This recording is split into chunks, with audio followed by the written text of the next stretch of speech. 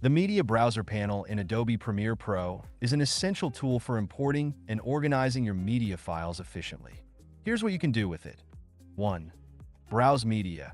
Allows you to browse and view media files on your computer or connected storage devices without leaving Premiere Pro. This includes video, audio, and image files. 2. Import Files. Easily import media files into your project by dragging and dropping them directly from the Media Browser panel into your project panel or timeline. 3. Search and Filter. Use the search function to find specific files and apply filters to narrow down your search results based on file types, file names, and other criteria. 4. Preview Media. Preview media files directly within the Media Browser panel before importing them into your project. This helps you ensure you're selecting the right files. 5. Navigate File Structures.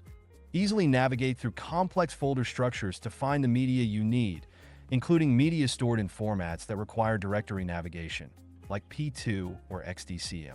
The Media Browser panel streamlines the process of finding, previewing, and importing media into your projects, making it an invaluable tool for efficient workflow management.